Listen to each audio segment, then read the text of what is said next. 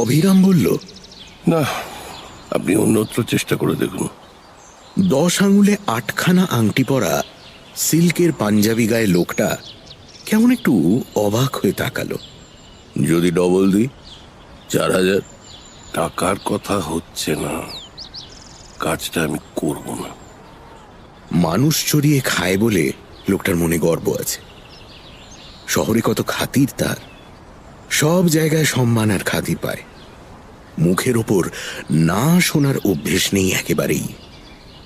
সে বুদ্ধিমানের ভঙ্গিতে মাথা নেড়ে বলল, না, তোমাকে নিয়ে আর পারা গেল না। রেট বাড়িয়েছো তো বললেই পারতে। কত দিতে হবে? অভিরাম স্থির দৃষ্টিতে তাকিয়ে খুব ঠান্ডা গলায় বলল, আপনি বড্ড লোকের সময় নষ্ট করেন। আপনার এখন অন্য কোনো কাজ নেই? অসহ্য অপমানে মাথা থেকে পা পর্যন্ত জ্বালা করলেও কিচ্ছু করবার নেই। যারা অন্যায় করে তাদের অপমান বোধ থাকলে চলে না। লোকটা যেন অভিরামের রসিকতা বুঝতে পেরেছে, এমন ভাবে বলল, তুমি তাহলে কাজ ছেড়ে দিচ্ছ? তাই এরপর খাবে কি?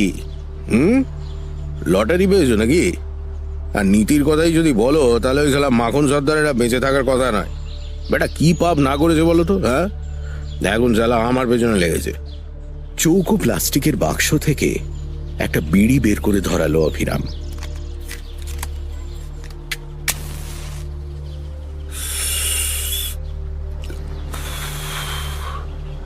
নিজে থেকে লাগেনি।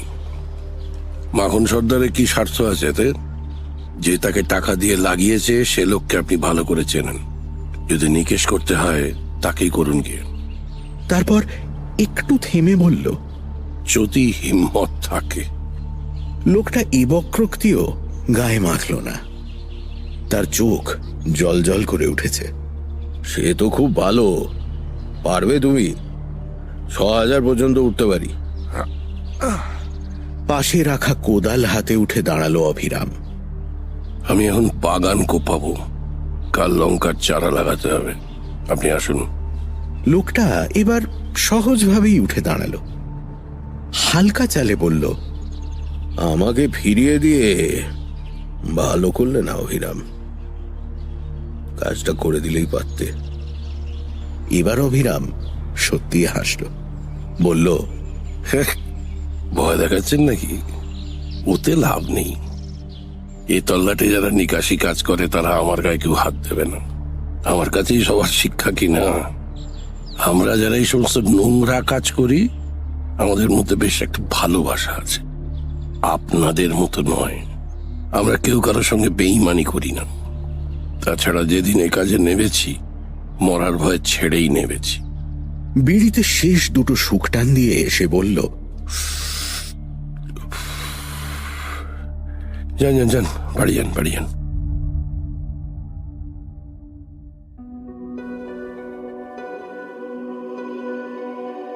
অভিরামরা 2 পুরুষ ধরে এই কাজ করছে। বাপকে বেশি দিন পায়নি, কিন্তু বাপের সব গুণগুলো পেয়েছিল। নিখুঁত সময়বোধ, শক্ত স্নায়ু এবং কোন কাজটা করবে আর কোনটা করবে না এই বোধ ছাড়াও অন্য একটা গুণ বিশেষ প্রয়োজন। সেটা হলো উদাসীনতা। অভিরাম মনে প্রাণে বিশ্বাস করে এটা একরকম ব্যবসা।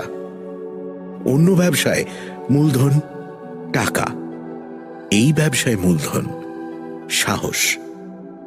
একজনকে খতম করবার জন্য আর একজন তাকে টাকা দিচ্ছে।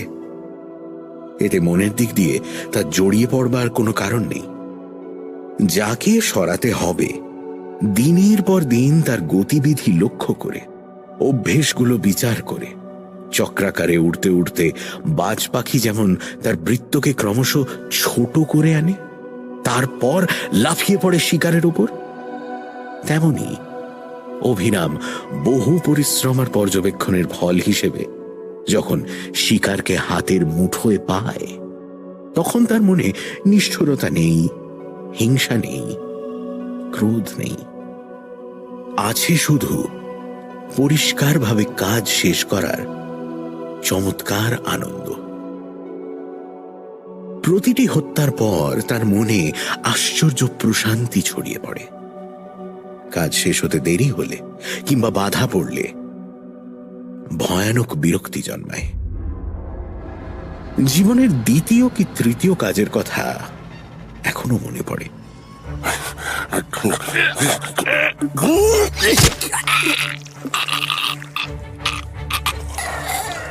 তখন নতুন হাত, ভোজালি ঠিক মতো চালাতে পারেনি।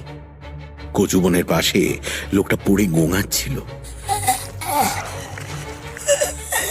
কাটা জায়গা দিয়ে নাড়ি ভুঁড়ি বেরিয়ে এসেছে, রক্তে ভেসে যাচ্ছে জমি, তবু ব্যাটা মরে না।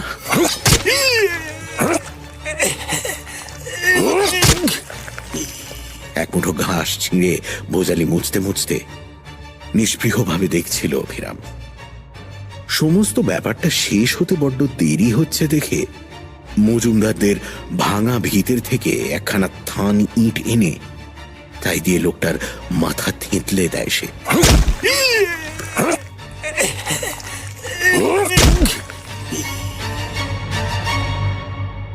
এইখানেই উদাসীনতার কথা এসে যায়। থান ইটের একটা ঘাই যথেষ্ট ছিল, কিন্তু দেখা যাচ্ছে লোকটার কড়া যান যদি আবার জ্ঞান ফিরে পেয়ে নাড়ি ভুঁড়ি হাতে নিয়ে হাসপাতালে গিয়ে হাজির হয়। এমন কাণ্ডের কথা সমব্যবসায়ীদের কাছে শুনেছে অভিরাম। তাতে অবশ্য তার কিছু আসে যায় না, কারণ অন্ধকারে আচমকা পেছন থেকে মুখ চেপে ধরে ছুরি চালিয়েছিল সে। লোকটা তার মুখ দেখতে পায়নি, কাজেই তার নাম ফাঁস করে দেবার সম্ভাবনা নেই। কিন্তু সেটা বড় কথা নয়। এমন ঘটলে কাজটা সুচারুভাবে নিষ্পন্ন হবে না, যে কাজের জন্য সে টাকা নিয়েছে। কাজেই খুব শান্তভাবে উবু হয়ে বসে ৮-১০টা ঘা দিয়ে সন্দেহাতীতভাবে কাজ শেষ করল অভিরাম। তারপর চরখালির শুকনো বিলের ওপর দিয়ে ঘুমন্ত গাজীপাড়ার পাশ দিয়ে হাতিবেড়ার গোভাগাড় বাঁয়ে রেখে নিজের নিঃসঙ্গ ঝুপড়িতে ফিরে খাস জনতা স্টোভ জ্বালিয়ে চায়ের জল বসালো সে। অভিরাম খুবই আশ্চর্যের ব্যাপার, মদ খায় না, অন্য কোনো নেশাও করে না, কিন্তু মনে খুব আনন্দ হলে তক্ষুনি তার চা খাওয়া চাই।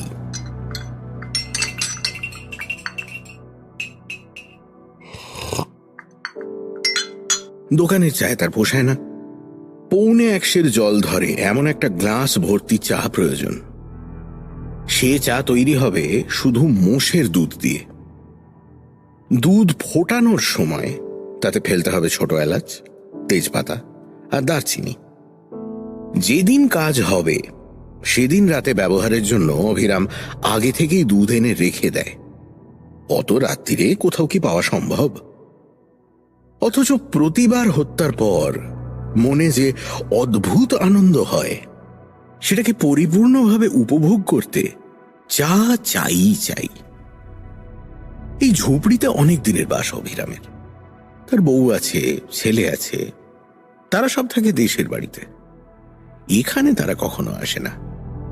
মেয়ের বিয়ে দিয়েছে বছর 5 আগে। জামাই কলকাতা শিলিগুড়ি লাইনে ভারী ট্রাক চালায়। শ্বশুরের প্রকৃত ব্যবসা সম্বন্ধে কিছু জানে কি না বোঝা যায় না, তবে এ নিয়ে সে কোনো কথা বলে না বা প্রশ্ন করে না। দেশে যে টাকা পাঠায় অভিরাম, তা দিয়ে বউয়ের নামে বেশ কিছু জমি কেনা হয়েছে। ছেলে সে জমি চাষ করে, সম্প্রতি মুরগির চাষ করবে বলে তোড়জোড় করছে। ভালো, দুপুরুষ সেইভাবে গেল। ছেলেকে এ ব্যবসায় এনে লাভ নেই। আজকাল দিন বদলেছে, কাজে ঝুঁকিও আগের চেয়ে বেশি। চাষের কাজ করে করে ছেলেটাও কেমন নরম ধাতের হয়ে পড়েছে। ভোজালি চালাতে পারবে বলে বিশ্বাস হয় না। যাক, সে যা রেখে যাচ্ছে বুদ্ধি করে খেলে ছেলের কষ্ট হবে না। ঘন ঘন কাজ নেয় না অভিরাম, লোভ করলেই মৃত্যু। নেহাত চেনা লোকের সুপারিশ নিয়ে না এলে সে কাজ হাতে নেয় না। ডবল টাকা কবুল করলেও অচেনা মানুষের কাজ নেবে না অভিরাম। চারদিকে কত শত্রু, কে কোথায় ফাঁদ পেতে রেখেছে কে জানে। বছরে খুব বেশি হলে 5-6টা কাজ করে সে, তার দর চড়া বলে সামান্য কাজেই বসিয়ে যায়। যারা আসে তাদের গলায় কাঁটা বিঁধে আছে। চড়া দর শুনে পিছিয়ে গেলে তাদের চলে না। আর অভিরামের সততার খ্যাতি আছে, টাকা দিলে কাজ হবেই। বাকি সময়টা অভিরাম পাম্প সেট সারানো, গ্যাস ওয়েল্ডিং ইত্যাদি কাজ করে। শেষ বড় কাজ সে করেছে মাস 2 আগে। কথাবার্তা হবার দিনটার কথা এখনো ছবির মতো ভাসছে চোখের সামনে। সারাদিন আকাশ মেঘলা, টিপটিপ করে বৃষ্টি পড়ছে। সন্ধে থেকে বেশ ঝুপঝুপ করে নামল। গোভাগাড়ের দিক থেকে ব্যাঙের ডাক ভেসে আসছে। বড় এক গ্লাস চা বানিয়ে দাওয়ায় বসে খেলো অভিরাম। স্টেশন চত্বরের হোটেল থেকে মাটির ভাঁড়ে কষা মাংস আর খবরের কাগজে জড়িয়ে 8খানা রুটি নিয়ে এসেছিল। সেগুলো সাবার করে 1 লোটা জল খেয়ে শোবার উদ্যোগ করতে লাগলো অভিরাম। বিছানার পাশে শুইয়ে রাখলো তেল চুকচুকের লাঠিটা, বালিশের তলায় গুঁজে রাখলো ধারালো ভোজালি। তার ঘুম খুব হালকা। এই দুটো জিনিস হাতের কাছে থাকলে 10 জন মানুষেও তার কোনো ক্ষতি করতে পারবে না।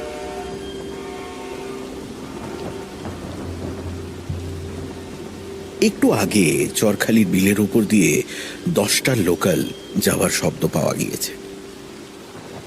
আর রাত না করে এবার শুয়ে পড়াই ভালো। দরজায় টকটক আওয়াজ। নিমেষে ঘুমের চটকা কেটে গেল। লাঠি উঠে এলো হাতে। সমস্ত দেহ সম্ভাবিত বিপদের আশঙ্কায় টান টান প্রস্তুত। বাইরে অঝোরধারে বৃষ্টির শব্দ। দরজার আওয়াজ কি ভুল শুনেছে? না, ওই তো আবার টকটক শব্দ। কে? দরজা খোলো। এক হাতে লাঠি ধরে অন্য হাতে বালিশের তলা থেকে ভোজালি বের করে নিল অভিরাম। এখন দরজা খোলা যাবে না, ভাগো। আমি লাল সর্দারের কাছ থেকে আসছি, নিশানি আছে। লাল সর্দার অভিরামের ঘনিষ্ঠ বন্ধু। সে এই জেলার উত্তর অংশে তার আধিপত্য। বিছানা থেকে উঠে দরজার কাছে যায় অভিরাম, বলে, সঙ্গে টর্চ আছে? আছে। হাতে নিশানি নিয়ে তার উপরে টর্চ ফেলো। দরজার ফুটোয় চোখ রাখে সে। টর্চের উজ্জ্বল আলোকবৃত্তের নিচে হাতের তালুতে চকচক করছে অর্ধচন্দ্রাকৃতি একটা ধাতব পদার্থ। ভালো করে তাকালে বোঝা যায় অর্ধেক করে কাটা একখানা রূপোর টাকা। লাল সর্দারের দলের চিহ্ন। দরজা খুলে আগন্তুককে ভেতরে এনে বসালো অভিরাম, চটের থলে পেতে। কি চাই? গায়ের পলিথিনের বর্ষাতি খুলে পাশে রেখে লোকটা বলল, একজনকে সরাতে হবে। লাল সর্দার তোমার কাছে পাঠালো। সে নিজেই তো কাজটা করতে পারতো, আমার কাছে কেন? কাজটা এই দিকের, তার এলাকার বাইরে। টাকাটা সবটা আগাম চাই। কাজ হবে 15 দিন পরে। টাকা পাবে, আজই দিয়ে যাচ্ছি। আগন্তুক পকেট থেকে নোটের তাড়া বের করে অভিরামের হাতে দিতে গেল। অভিরাম বলল, দাঁড়াও, টাকা একা হাত দেবো না। তার মানে টাকা নেবে না? নেব, কিন্তু তার আগে কাজ আছে।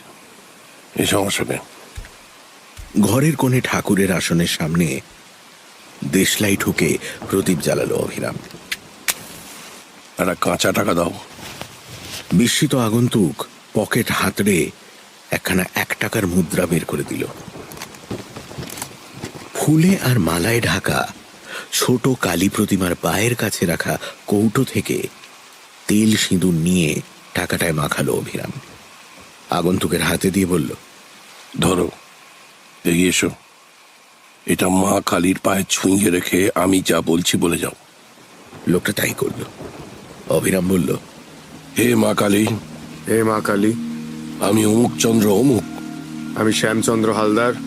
আজ মজুরির বিনিময়ে অমুক চন্দ্র অমুককে খতম করবার জন্য রমাকান্ত সেনাপতিকে খতম করবার জন্য অভিরাম পাড়ুইকে নিয়োগ করছি। অভিরাম পাড়ুইকে নিয়োগ করছি। এই কাজের যাবতীয় পাপ আমার হবে। এই কাজের যাবতীয় পাপ আমার হবে, অভিরামের নয়। অভিরামের নয়। সে টাকা পেয়ে আমার আজ্ঞা পালন করছে মাত্র।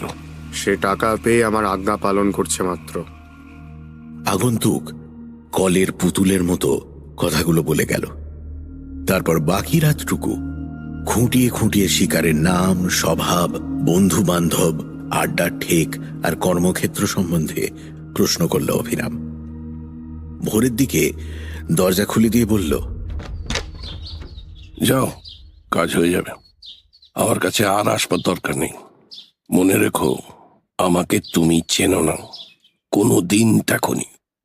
যাবার সময় আগন্তুকের বোধ হয় একটু রসিকতা করার ইচ্ছে হয়েছিল। সে বলল, যদি কাজের পরে তোমাকে পুলিশে ধরিয়ে দিই? প্রশ্ন শুনে কিছুক্ষণ যথার্থই অবাক হয়ে অভিরাম লোকটার দিকে তাকিয়ে রইল। তারপর বলল, ঠিক আছে, এরকমের ভুল তুমি করবে কেন? অভিরামের কণ্ঠস্বরে সেই উদাসীন আদিম নিষ্ঠুরতা। লোকটার বুক কেঁপে উঠল। বোধহয় এই প্রথম সে বুঝতে পারল লাল সর্দার তাকে ঠিক লোকের কাছেই পাঠিয়েছে। পেছনে ফিরে সে দ্রুত পালিয়ে গেল। কেবল একটা প্রশ্নই অভিরাম করেনি, কেন লোকটা শিকারকে মারতে চায়। এ বিষয়ে তার কোনো কৌতূহল নেই। ঝগড়া অন্যের, কাজটা তার। একদিন রাত্রিরে কাজটা হয়েও গেল।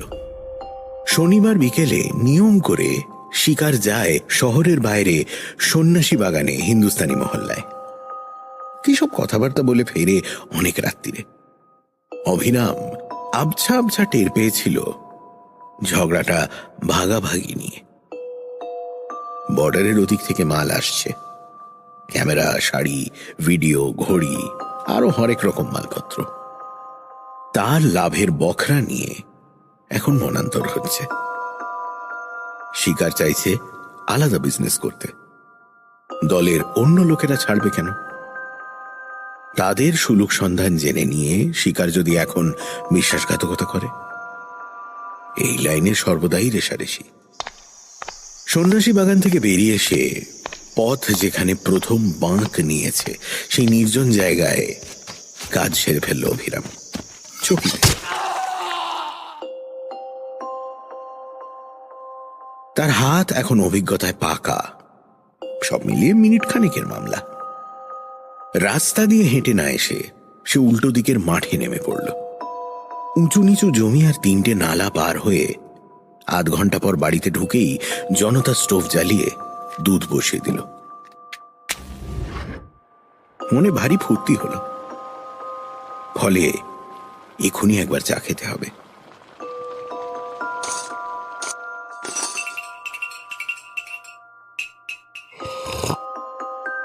একটু পরে বড় গেলাসটায় তেজপাতা, দারচিনির গন্ধওয়ালা চা নিয়ে চুমুক দিতে দিতে তৃপ্তিতে অভিরামের চোখ বুজে আসছিল। আশ্চর্য ব্যাপারটা ঘটল দিন তিনেক পরে। শহরে শম্ভু মিস্ত্রির গ্যারেজে গ্যাস ওয়েল্ডিং এর কাজ করছিল সে। দুপুরে কাজ থামিয়ে শম্ভু বাড়ি গেল খেতে। যাবার সময় 4টে টাকা তাকে দিয়ে বলে গেল, তুমিও কিছু খেয়ে নাও, 1 ঘন্টা পরে এলেই হবে। টাকাটা পকেটে পুরে হোটেলে যাবার জন্য একটা শর্টকাট পথ ধরেছিল অভিরাম। হঠাৎ একটা জটলা দেখে সে কৌতূহলী হয়ে দাঁড়িয়ে পড়ল। টিনের চালওয়ালা ছোট একখানা বাড়ির সামনে 15-20 জন নারী পুরুষের ভিড়। তারা নিজেদের মধ্যে কি যেন বলা বলি করছে।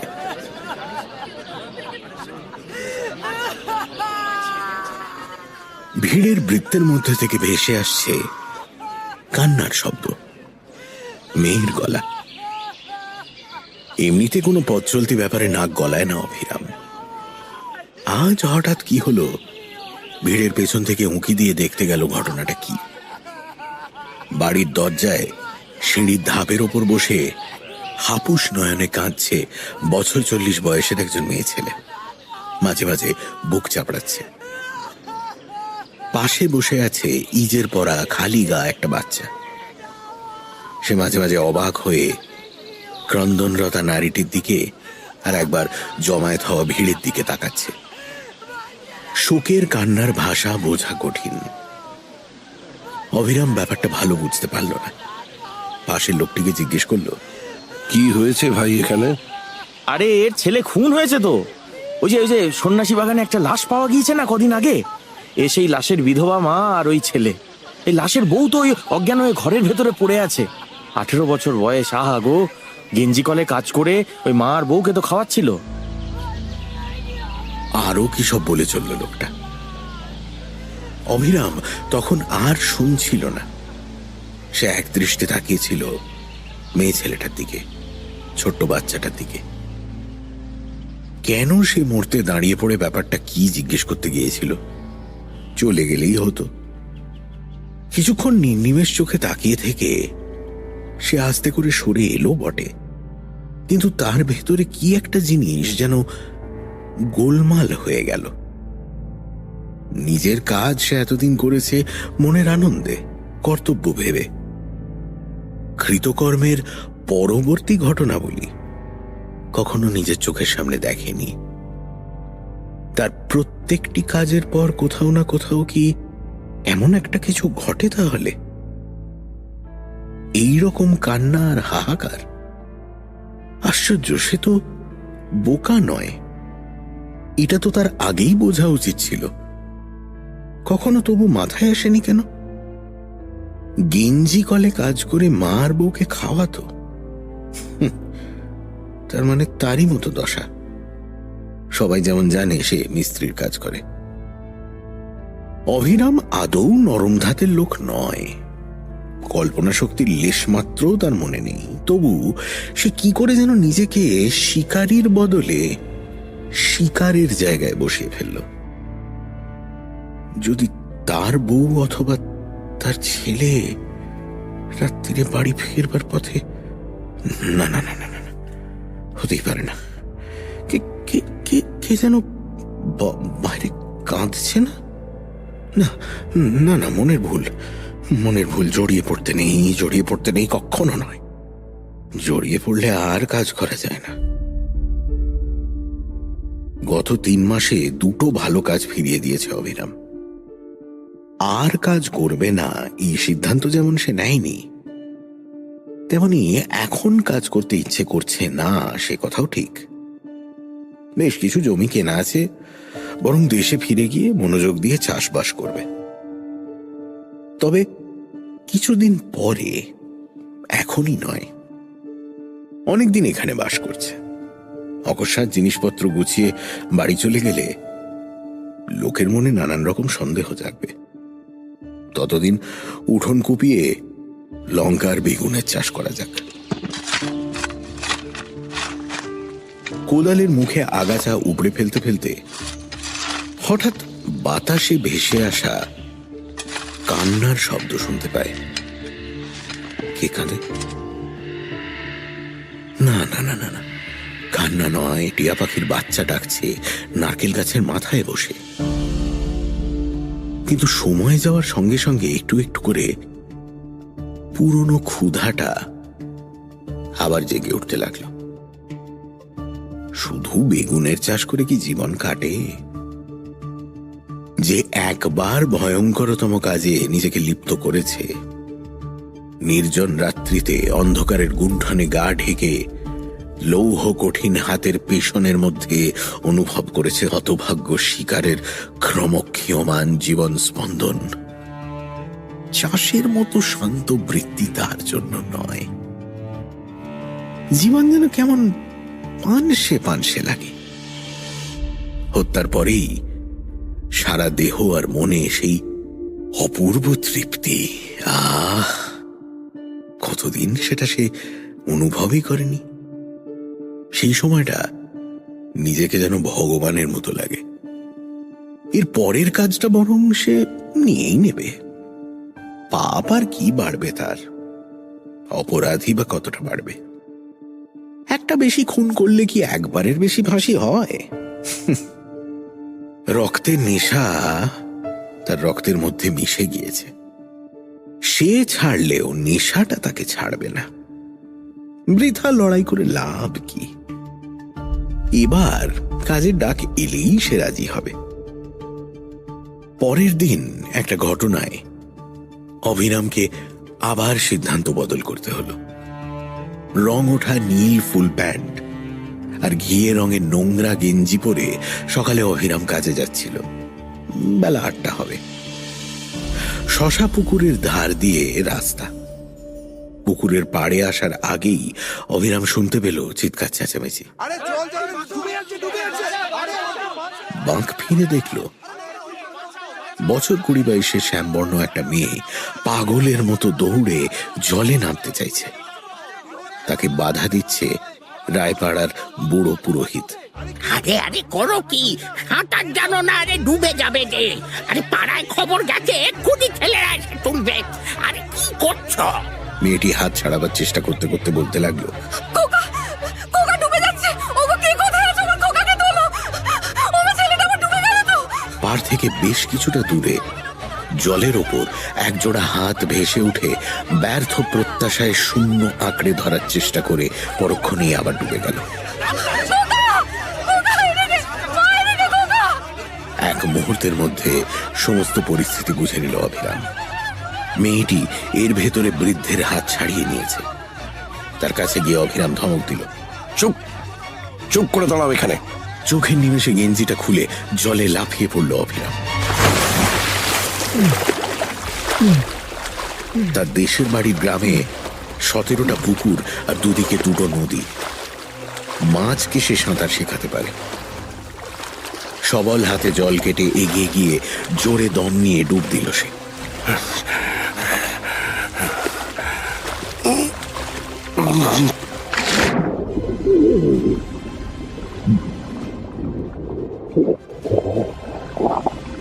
না, ছেলেটা বহুত নিচে তলিয়েছে। এদিক ওদিক হাতড়ে পাওয়া গেল না। ভেসে উঠে আবার দম নিল সে।